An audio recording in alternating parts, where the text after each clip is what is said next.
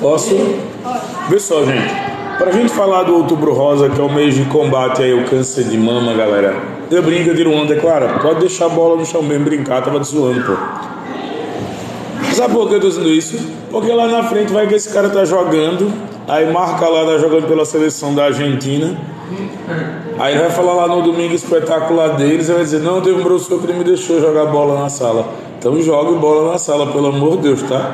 Se você estiver jogando lá no Liverpool, você conta comigo e manda uma camisa pra mim.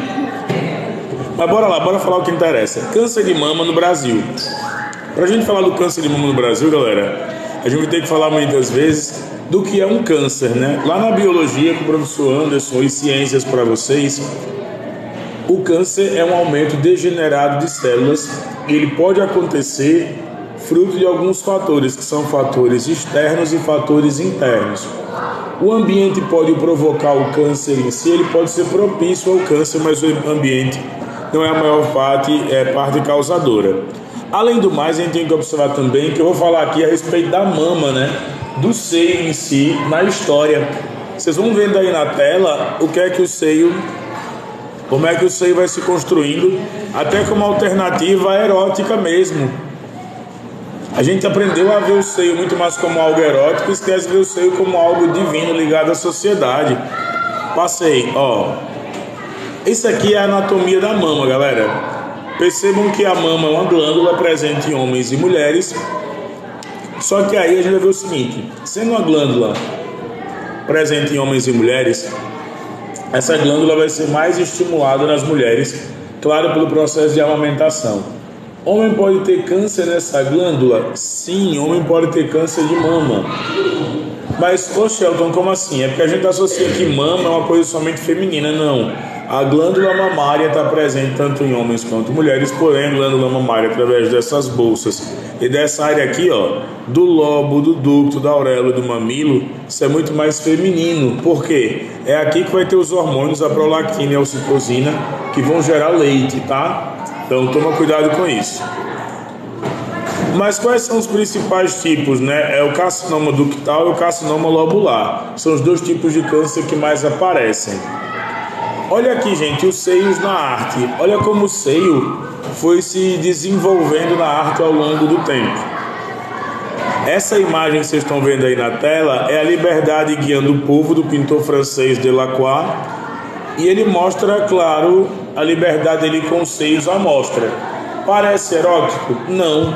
Vocês podem perceber a primeira Vênus também que existia aqui, ó. Essa imagem aqui é uma Vênus. E essa imagem que vocês estão vendo aí também, ela mostra uma Vênus com os seios bem fartos e até gordinha, porque era um sinal de fertilidade. E essa é uma escultura africana, também relatando a ideia da fertilidade através dos seios. E se você for observar o ato de amamentar é sagrado até na cultura romana. Lembrem-se, à vontade, pode entrar. Lembrem-se de Rômulo e Remo, criadores da cidade de Roma, que foram amamentados por uma loba, né? Lembra disso em história, a cidade de Roma, então. E a gente passa, olha aí os seios como fonte de vida, a deusa Nefertiti amamentando. E aí tem uma passagem bem interessante. Vocês sabem o que é uma ama de leite? Ama de leite. A ama de leite era uma escrava, muitas vezes. Aqui no Brasil eram mulheres pretas que vinham da África para cá, já nasciam escravas aqui, e elas tinham uma função básica. Qual era essa função?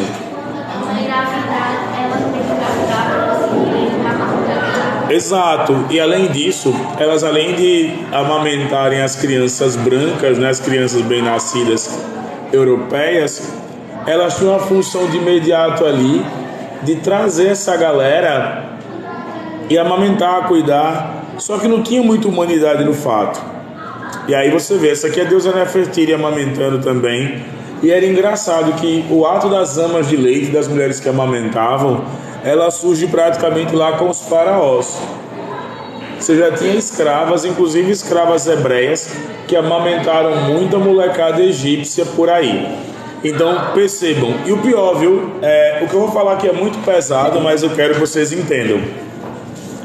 Para a figura da ama de leite e para a figura das escravas, Elas, quando vinham de Portugal pra cá, velho, ou melhor, da África pra cá, era absurdo, porque assim, os homens recebiam uma trava. Os homens recebiam uma trava entre o testículo e o pênis. Essa trava, ela era fechada para que o homem não pudesse ter relações sexuais. E as escravas, muitas delas engravidavam antes de entrar no navio. Elas já chegavam aqui grávidas. E aí, quando chegavam aqui grávidas de imediato, elas, claro, iam passar a produzir leite, né? Depois que o bebê nascesse.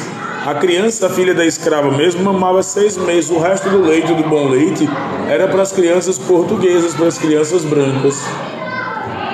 Eu lendo esses arquivos, eu ficava, pô, velho, que absurdo. E olha a natureza. Você tem ideia, os escravos reprodutores, eles vinham para aqui, realmente eram presos, colocavam arma na garganta, e a função dele era só reproduzir. A função dos caras era só essa, reproduzir. E aí você vê, mas por que o seio foi tão satanizado, tão erotizado na cultura? E a resposta está com vocês mesmos, pô. A adolescência, ela vai colocar muitas vezes a ideia do sexo, do seio e da pornografia como se fosse a coisa mais comum.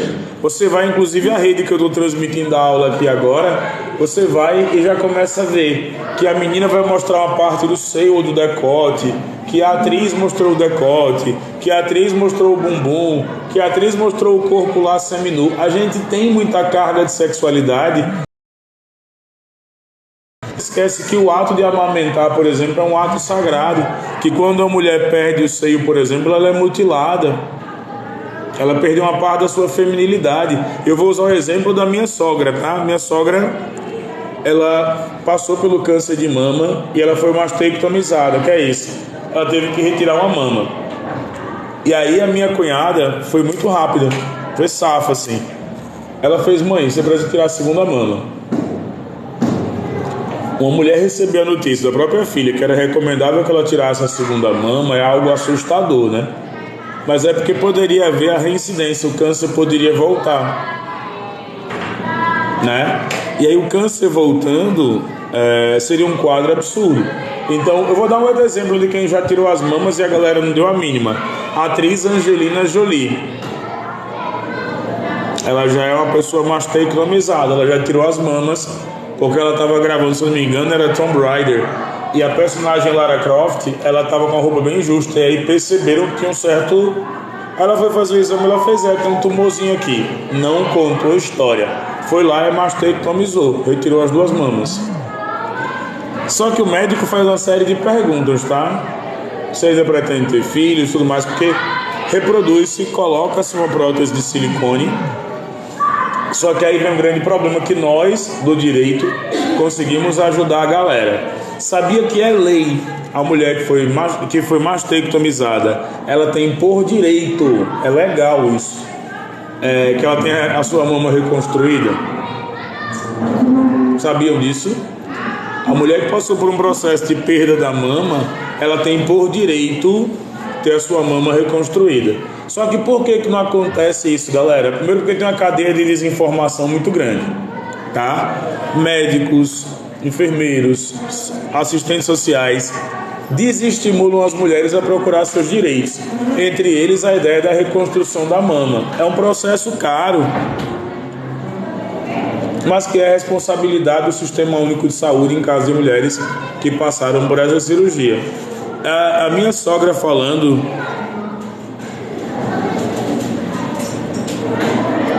amigo, a aula não é sobre isso não, estou falando sobre Outubro Rosa. Se você quiser falar sobre qualquer coisa desse tipo de política, aguarda que eu abro uma live sobre isso, tá bom? Forte abraço. Então assim, só pra galera ter uma ideia, a ideia da mastectomia e disso tudo está presente aqui. Deixa eu só passar mais uma para cá para vocês poderem ver. Olha as lendas e mitos da mama, né, do seio na religiosidade. Sabe qual era essa tortura que vocês estão vendo aí na tela muitas vezes? Era para as bruxas.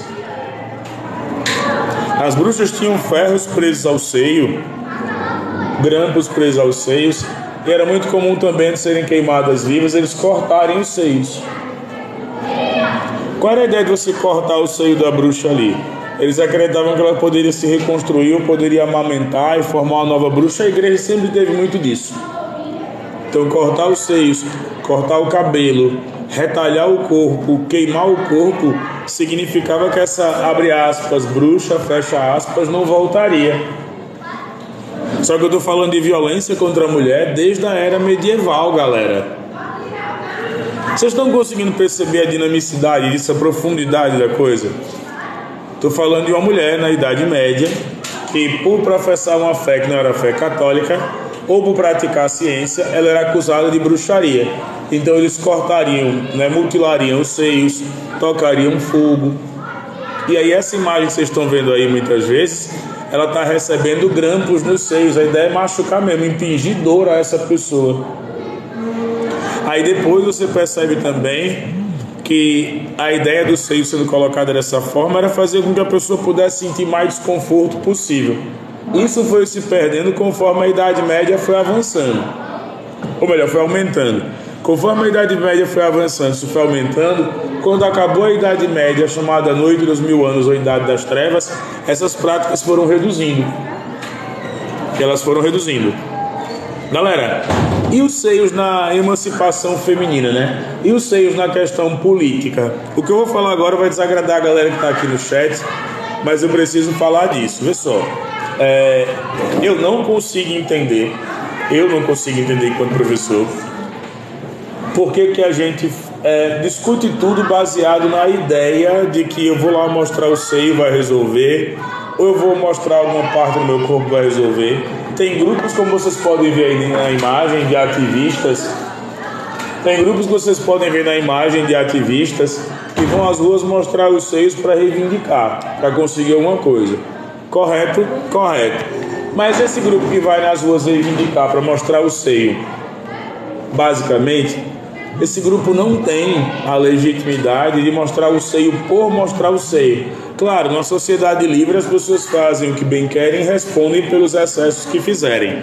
Porém, galera, não é a mesma coisa de você ver uma mulher amamentando e uma mulher protestando contra o aborto ou contra a pena de morte, mostrando o seio na rua. Não é a mesma coisa, não é o mesmo viés, não é a mesma via de confirmação. Como é, meu anjo?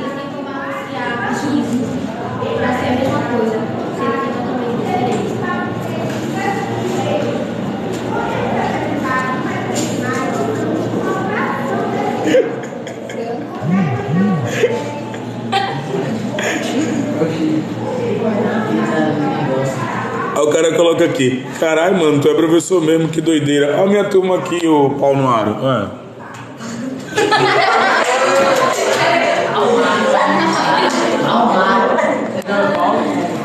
Bora lá. Benedito, meu velho, depois você negocia as figurinhas do mercado de futebol. Não vou entender nada do que eu tô falando aqui. Não, vai, deixa ele olhar. Se ele vai comprar ou vai levar alguma, larga de ser otário, deixa ele olhar as figurinhas. Ele não vende, não. Eu briguei esse bicho com ele, ele não vai vender. Temos um dilema aqui, chat. Benedito, deve vender as figurinhas ou não? Se você acha que sim, digite 1. Se você acha que não, digite 2. Ô professor, se ele quer completar o álbum, ele tem que trocar o não vender. Oxe, mas é igual fazer empreendimento.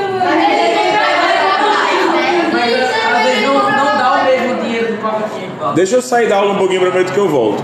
Eu na turma da manhã, eu morri numa grana comprando as figurinhas. E na outra escola também eu morri numa grana porque eu perdi uma aposta. A aposta era que a galera ia fazer nota abaixo de 6 e a galera cravou com 8, 8,5 na minha prova. Aí eu tive que comprar um pacotinho para cada um. Eu gastei tanto R$4 na minha vida que eu não quero outra dessa mais nunca. Conseguiu algum jogador bom? Os caras conseguiram o Cristiano Ronaldo Legend. Benedito tem o Cristiano Ronaldo Legend de bronze. Tá avaliado em quanto? 200 pau, né? Pra eles amanhã mesmo, minha Epa, aprendam. No capitalismo, tudo tem um preço. Mas professor, não passa mais você guardar, deixar emprestado pra vender fica mais fácil. Ô professor, as figurinhas Legends ficaram desvalorizadas porque acharam bandas que estão vendendo Legends tipo assim, pacotinhos mais graves. Ei, não, Lautaro, pode voltar pra cá, o senhor aí é perigoso. Venha. Eles acharam um lugar que vende pacotes bugados que já vem com leve, já pesados. A maioria dos youtubers já tem as leves desses negócios, todo mundo tá tendo. Agora, posso voltar aqui deixando a figurinha de lado? Cara, que doutrinador, velho. Sabe nem o que é doutrina? Bora lá.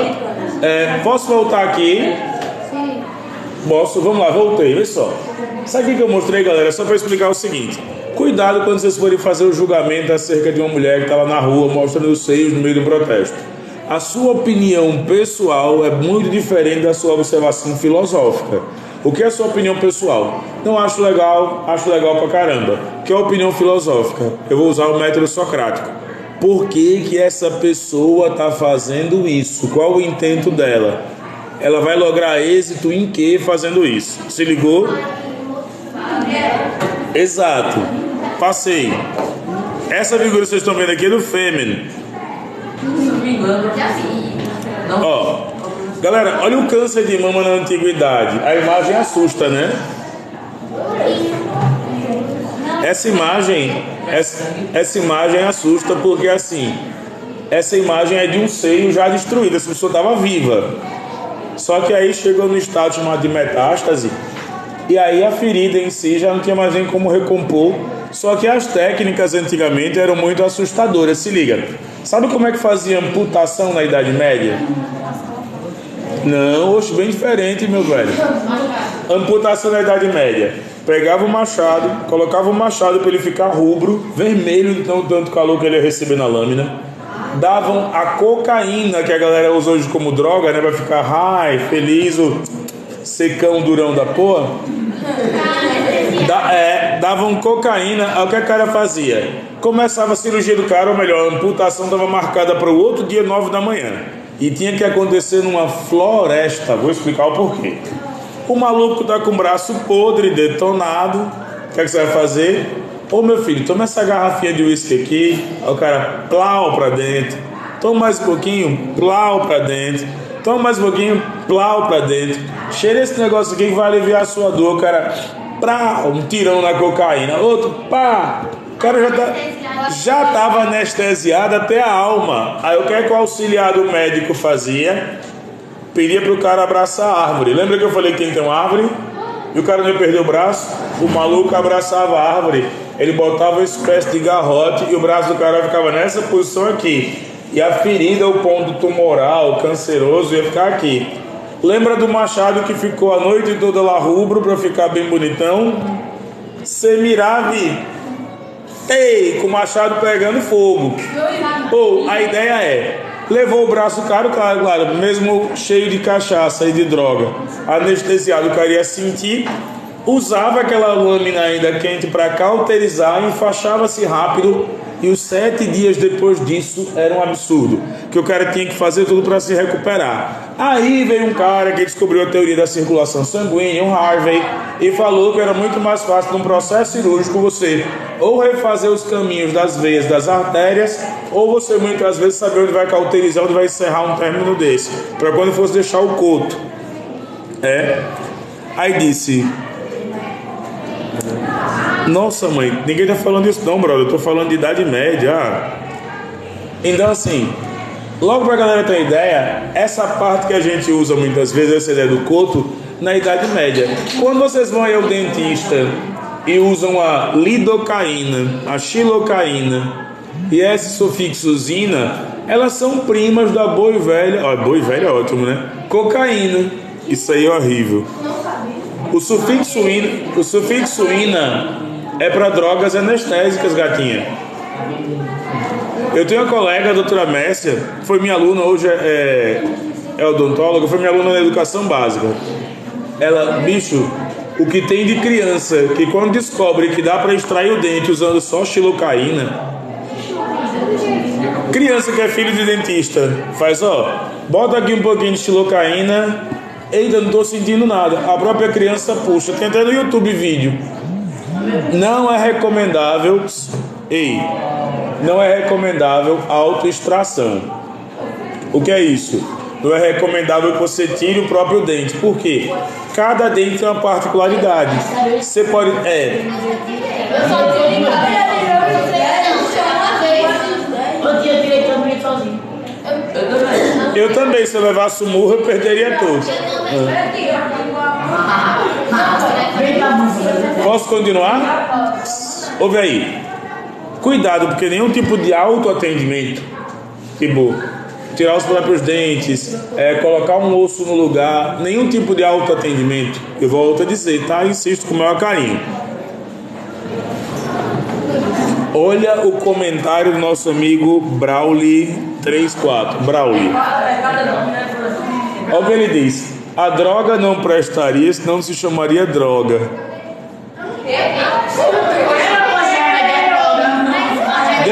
Eu posso... Ei, vocês me permitem quebrar ele em 3 argumentos? Posso? Não, se ligue. Primeiro, o açúcar mata... Dá só um tempinho, meu anjo aí. O açúcar mata e o açúcar não é droga. E quando a gente usa o termo açúcar, a terminologia da palavra fica muito boa na cabeça da gente, né?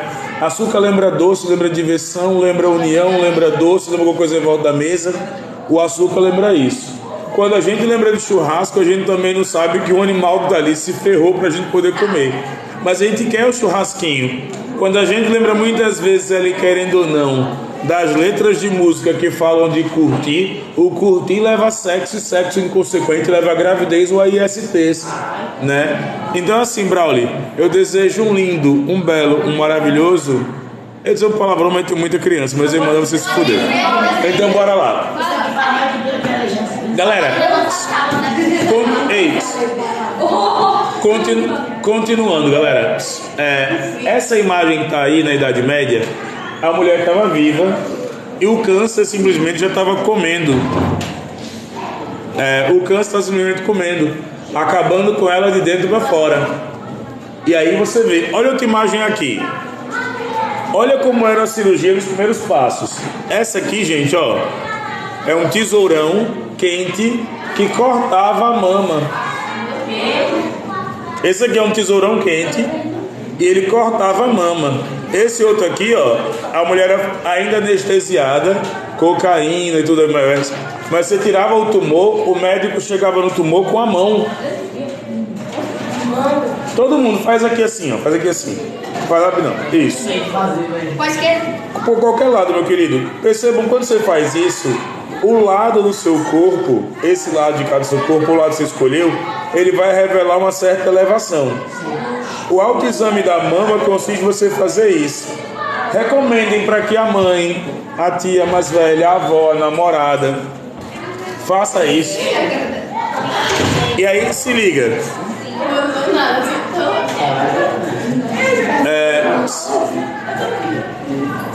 Você tá procurando gente, não venha pra live não, vá pro shopping, beleza? Então assim, só pra galera entender, esse autoexame, essa técnica aqui, ó, essa do meio, o médico tá sem luvas, né? Percebeu que ele tá sem luvas? Deixa eu explicar outra aqui também, rapidinho. Outra rapidinho. Vocês só tomam leite hoje por causa de um cara chamado Pasteur. O Louis Pasteur é o francês responsável pelo processo de pasteurização. Ou seja, é um processo de dupla filtragem do leite. E aí quando você vê o processo de pasteurização, que é o processo de dupla filtragem do leite, antigamente o Pasteur não fez só isso não. O Pasteur mudou a história da obstetrícia também na França. Ele fez uma, abre aspas, tá? Pegadinha, o experimento científico. Ele pediu que um grupo de 10 médicos continuassem fazendo os procedimentos sem lavar as mãos, sem trocar as toalhas, somente limpando os equipamentos. E esses procedimentos eram partos. E um outro grupo de 10 médicos deveria lavar os equipamentos, ter equipamento com reserva já esterilizado, usar toalhas brancas e campo estéril, lavar a mão, não podiam operar com nenhum tipo de adereço, ó, minha aliança, meu relógio, pulseira, meu anel, nada disso. E aí quando você vê o grupo com 10 médicos e o outro grupo com 10 médicos, beleza? Isso durou praticamente uma semana. No grupo que tinha os 10 médicos, que não seguiu nenhuma recomendação do Pasteur, os partos, alto índice de mortalidade, mulheres com contaminação cruzada. Sabe que o médico carregou até o século XVII, século XVIII? O médico carregava a máxima de um cara chamado Essa de Queiroz, que dizia que as mãos de um médico, é um escritor português, jamais devem levar à morte, as mãos do médico só devem levar à vida. E aí essa máxima tomou conta da cabeça do povo, no imaginário popular, e aí o que ficou acontecendo? Das mãos do médico jamais deve vir a morte, somente a vida. Ouve aí, o grupo que fez todas as medidas profiláticas, que lavou, consertou, trocou equipamento, não teve um óbito, não teve uma contaminação.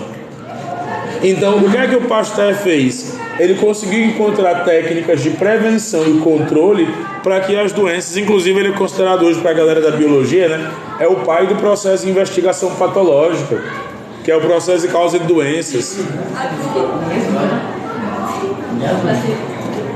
Só a título de curiosidade, tu não vai abrir isso agora não, né, velho?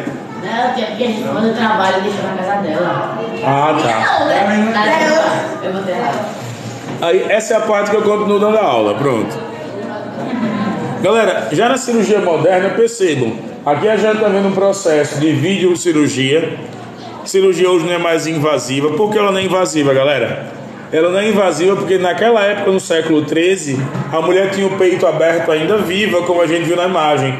Agora, com 2 cânulas, o médico vai, chega na base tumoral, remove essa base tumoral, faz a cauterização e já vai fazendo a sutura. 2, 3 pontos. No caso da minha sogra, ela precisou fazer uma mamoplastia. Não, mastectomia. Ela tirou. Oi? A minha avó também, a minha avó também. Que bom que ela não tirou, fico feliz, meu anjo. Mas o da minha sogra foi uma recomendação médica da própria filha, inclusive, que ela retirasse, porque poderia reincidir, o câncer poderia voltar. Só que, como eu falei, né? Caso da Angelina e de outras pessoas, quando o câncer volta, ele volta e assim, nem sempre vai ser pior, mas um paciente oncológico, ele tem uma característica que boa parte dos pacientes não tem. Ele passa o resto da vida com medo. A minha sogra é uma mulher que vive com medo hoje. Por quê? Meu sogro faleceu, está fazendo 1 ano agora, no próximo dia 5 de novembro, faz 1 ano da morte dele. E a minha sogra, ela vive com esse medo de, se o câncer voltar. A minha cunhada está agora em Barretos, ela está voltando, e a minha sogra está voltando a morar em Maceió. Mas ela sempre diz isso, se o câncer volta. Eu tenho uma amiga também que...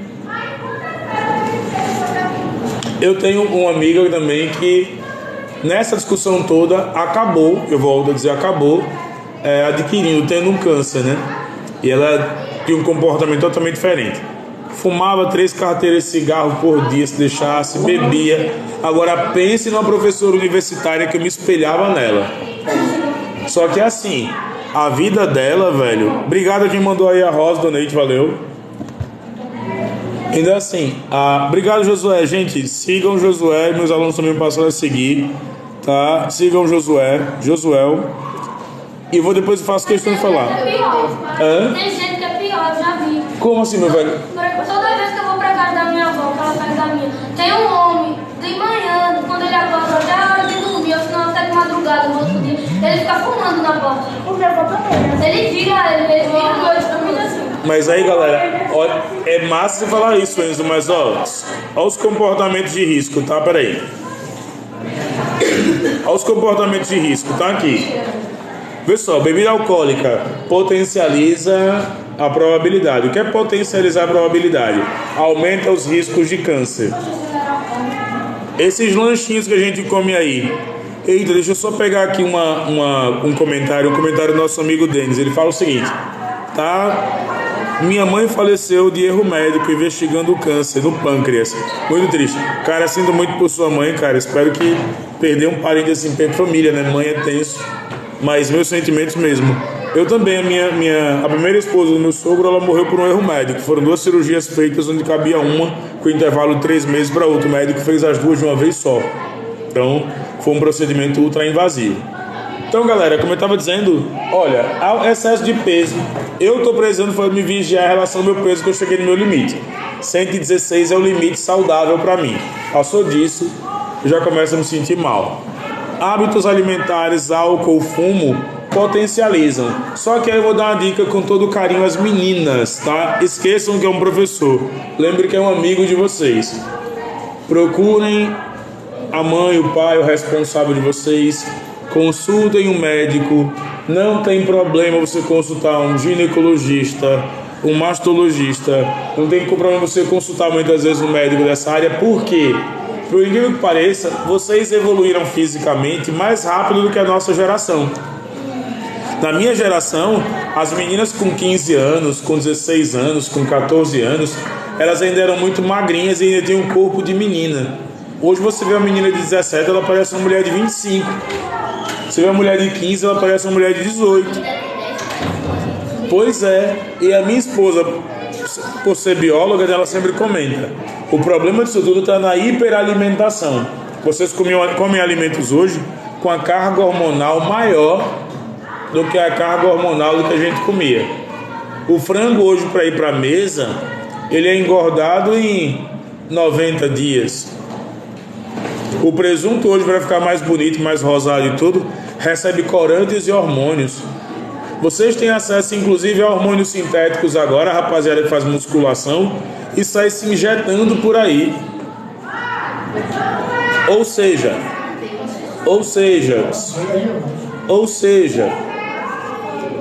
só um minutinho, gatinhas. Fazendo uma análise do que a gente tinha e fazendo uma análise do que a gente tem, vocês vão ter filhos, inclusive, que vão amadurecer fisicamente mais rápido do que foi a minha geração. Já é constatado que a geração de vocês aprendem 8 vezes mais rápido. Velho. Sabe por quê? Boa, Muniz. Valeu por estar prestando atenção, meu querido. Se liga. Na minha época... Só um minutinho, meu velho. Prometo que eu já te ouço. Na minha época, cara, a gente só tinha 7 matérias até o ensino médio. Depois a gente ia para 12 ou até 14 matérias. Hoje vocês entram levando uma tromba e ainda tem que ser bom em inglês, e ainda tem que entender de informática, e ainda tem que acompanhar a série. Quem disse que ser adolescente hoje é uma coisa fácil? Não é. O volume de boa informação e de má informação que vocês têm é muito rápido. É muito grande, velho. Agora, o regime de boa e má informação é muito rápido. Porém, a absorção de informação que vocês têm, essa absorção, ela é mais dinâmica. Na minha época, a gente na época estava começando a ter o projetor. A gente estava começando a ter as transparências em sala de aula. Percebam que eu não estou copiando. Eu só venho aqui, boto o pendrive e minha aula acontece. Antigamente o professor ficava lá abrindo o quadro, como a gente diz, que é você ficar lá riscando o quadro. A aula tinha 1 hora, 40 minutos era o cara rabiscando o quadro, 20 minutos era tipo, cala a boca, e 10 minutos praticamente era para o cara explicar. Hoje nós trabalhamos mais, hoje a produtividade ela é maior, porém a rapaziada que está sentada aí, o Muniz que perguntou a galera, sofre mais porque é muita informação, e muita informação inútil. Por que eu digo que é muita informação inútil? Eu já vou abrir agora. É muita informação inútil porque assim, matemática, seno, cosseno, tangente, cotangente e cossecante. Eu aprendi isso porque eu queria vestibular de medicina. Não utilizo pra porra nenhuma na minha vida. Geografia, minha formação, sou formado em geografia. Tudo que a geografia pede hoje está nos sites, nos arquivos. Agora, por que eu tenho que fazer? Porque eu sou um docente em geografia. Eu tenho que explicar quais são os caminhos da geografia. Tenho que explicar quais são as relações da geografia, da filosofia, beleza? Mas direito. Direito é a arte de se ferrar menos. Você só procura um advogado ou quando você está ferrado ou quando você quer ferrar alguém. E é uma recomendação que as pessoas tenham um advogado na família, um advogado para si, para lhe aconselhar uma assinatura de contrato errada. Se o patrão está muitas vezes ali te passando para trás do trabalhista, se você fez um contrato bem ousado, ou um contrato que não foi bem amarrado, um contrato que não teve isso, então querendo ou não, todas essas profissões são necessárias. Porém, hoje, na época do do it yourself, né, do faça você mesmo, cara, o do yourself, não faça você mesmo, é tutorial. Onde eu mais ganho dinheiro hoje é quando eu vou para a Personal Brain, que é a minha empresa, e vendo reforço escolar. O aluno faz: não quero não assistir aula presencial não. Eu vou para a internet e abro a aula com ele. O cara faz: pô, professor, como é massa assistir aula. Eu digo: por que não quer presencial? Porque na presencial eu tenho que me arrumar, ir para a sala de estudo, porque quase todos os prédios têm sala de estudo onde eu dou aula. Me arrumar, ir para a sala de estudo, ficar 1h30, professor, depois eu subo no meu apartamento. Eu digo: é online. Eu às vezes eu estou deitado na cama, boto o fone, vira a tela e você está lá falando. Essa juventude, ela tá escolhendo o que ela quer aprender, velho. Ela tá escolhendo o que ela quer aprender. Ela escolhe o que ela quer aprender, ela escolhe o que ela quer comer, ela escolhe onde ela vai estudar. E é um grande problema que essa rapaziada hoje, ela tá usando o conhecimento dela pra porra nenhuma. A molecada não sabe fazer hoje uma equação simples, mas também não sabe fritar um ovo. Porque faz: ô mãe, se liga, ô mãe, faz um Pix e manda o iFood para eu mandar o iFood. Ou seja, o prazer de você ir lá, quebrar a casquinha do ovo, ver o ovo lá fritando na frigideira, você passar a margarina no pão, dourar os dois lados, fazer o teu suquinho maravilhoso, ligar a tua Netflix com o pão que você fez, velho. Como é?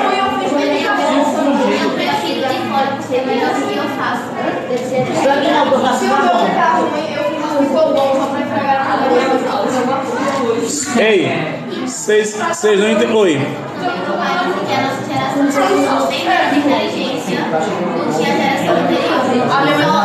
Eu não ouvi nada porque a galera. Posso, velho? É, vocês. Para de botar a culpa nos outros, assume teus B.O., pô.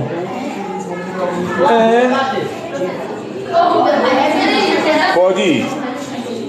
Meu pai disse que a nossa geração não tem inteligência da geração anterior. E sim, acertar o que a gente realmente quer. E não o que a gente é obrigado. Estão pedindo aqui o Sigo Ogro. Tchau, velho. Salve aí. Se liga, rapidinho. Pra galera entender. E depois eu vou deixar essa live lá no YouTube. Pra galera entender. A minha geração, ela foi a primeira geração a ficar assustada com um caderno de 20 matérias. Na minha época a gente corria do caderno de 20 matérias. Por quê? Se liga aí. Caderno de 20 matérias era sinal de que o professor ia meter a porretada no quadro e copiar tudo que ele quisesse. Quando o caderno é fininho e quando a galera tem poucas aulas, não tinha isso, velho. Então eu sou da época que saiu dos livros escolares e entrou os módulos. Eu sou da época do caderno de 20 matérias. Quando vocês têm hoje a AVA, que é a área virtual de aprendizagem, lá na faculdade a gente usa muito AVA com os alunos. Deixa eu só voltar o outro, você vai, beleza? Na AVA, na área virtual de aprendizagem, é o seguinte: o aluno não vai mais nem com caderno para a faculdade. Eu mesmo na faculdade lá de Direito só levo ou celular ou notebook. Se for dia de apresentação em seminário, o que é que a gente leva? Vai bonitinho, vai arrumadinho, mete um terninho e vai lá apresentar. Mas dia normal, bermuda, chinelo, camiseta, amarro o cabelo como está aqui, vou lá assistir aula. A professora terminou de falar, grava o arquivo todinho, vai no AVA e responde as provas. Os filhos de vocês não vão nem para a faculdade presencial, vai uma vez só na semana. O resto é tudo EAD. Quer ver uma coisa que mudou muito e tem a ver com conteúdo? Esse aparelho aí. Esse aparelho substitui o giz. Eu amo riscar o quadro, mas esse aparelho projetor, ele substitui o giz e o piloto. Por quê? Eu preciso de uma tela de superfície branca, como vocês podem ver, galera. Ó, essa superfície aqui, onde está rolando conteúdo. E aí... A gente não vai precisar nem digitar no futuro, é só falar, já tô aprimorando isso. Mas aí, cara, já existe. Tem programas de voice commander. Mas ainda também falha. Mas a ideia é que tudo se aperfeiçoe. Lembra daquele fone que eu te dei? Eu tô com outro aqui. A ideia desse outro aqui eu uso, não é porque é bonitinho não, é porque ele é menor, eu consigo transportar mais fácil na bolsa do que aquele headset imenso. E aí eu faço o quê? Ah, vou andar, vou. Tem reunião? Olha o meu aparelho de reunião que é. É o smartphone. Isso aqui. Eu dou aula só com isso aqui. O que é que eu vou fazer? Vou pegar o programa, vou colocar o slide na tela, vou compartilhar o slide com o meu aluno. Ele pode estar em qualquer lugar do mundo, fazendo isso. Vocês não terão os mesmos problemas, galera, que a gente teve. A gente tinha... Você tem ideia? Eu sou filho de professora. A minha mãe, ela usava um negócio chamado mimeógrafo. Alguém sabe o que é?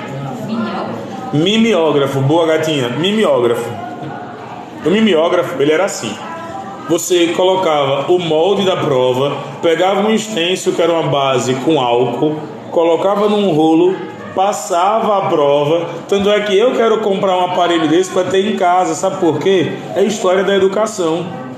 Eu quero comprar um mimeógrafo. Eu tô batendo nessas escolas tudinho assim de periferia para ver se eu encontro um mimeógrafo velho. Eu quero consertar. Não é impressão, basicamente, cara. Ele faz muitas vezes uma cópia manual ali. Você bota a matriz, rola, e a ideia é que a tinta junto com o álcool transfira para outra folha. Então a sala era uns pivetes tudo bêbado com cheiro de álcool.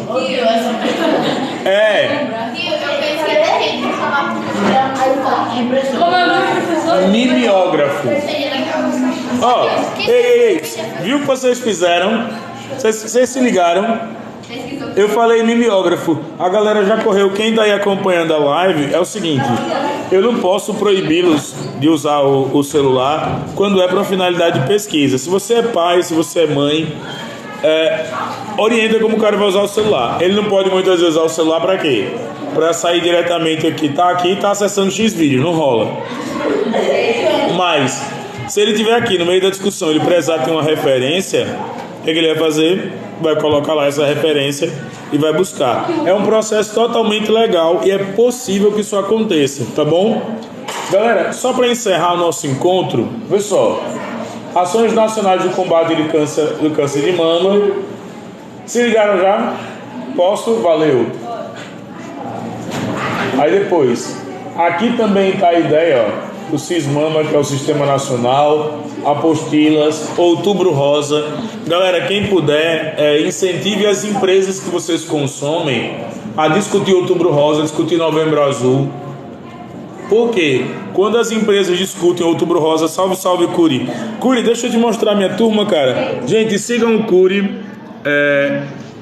O Curi é um cara que fala pra caramba de coisas que eu gosto de ouvir na internet. E tá aqui. Ó, essa aqui é minha turma, Curi, ó. Turma da tarde agora. Não sei se você tá vendo, brother, mas é minha turma da tarde e a gente tá falando de Outubro Rosa, velho. Ó. Então, assim, pra galera ter uma ideia, cobrem das empresas que abracem o Novembro Azul agora, que é o mês que tá chegando. Por quê? Debater câncer, galera, e debater políticas públicas acerca do combate ao câncer não é papel só do Estado, não, é papel nosso também. Quando a gente não tem essa mesma variável, quando a gente fica só falando, só no campo das palavras e muito pouco no campo das ações, vestir rosa, botar aquela fitinha rosa, não vai significar nada. Por quê? Não vai significar nada porque a luta se faz muito maior. Como é que a gente pode fazer luta agora para o combate do câncer de próstata? A primeira coisa é evitando a brincadeira. Oxe, vai levar uma dedada. A brincadeira é essa. Eu sei.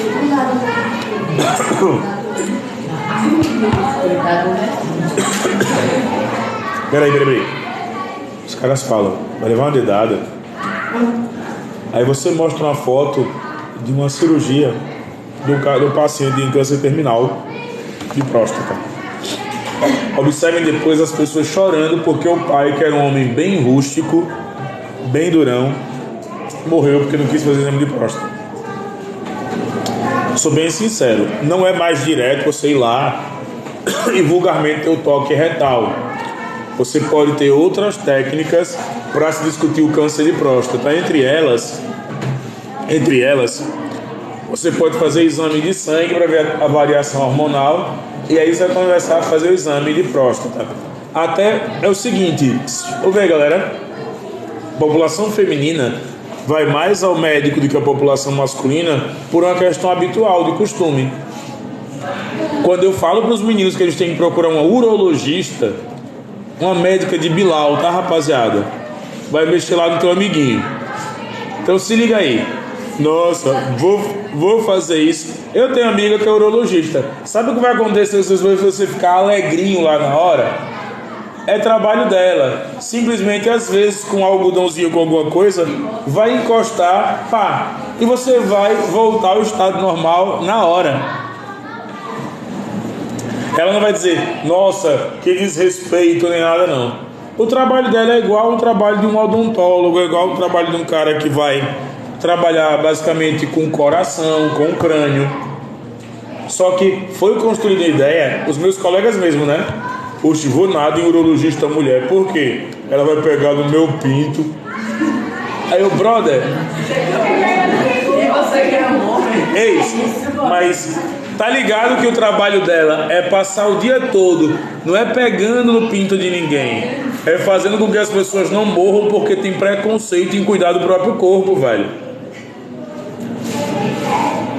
Tanto é que na faculdade de medicina, quando a galera olha assim, vai ser o que a mulher faz? Ah, eu tô pensando muito em urologia. A galera não faz piada. Sabe qual é a piada que nós professores sofremos? Fazendo faculdade de quê? De educação. Em quê? Pedagogia. Vai virar tia, né? O cara é homem, vai virar tia.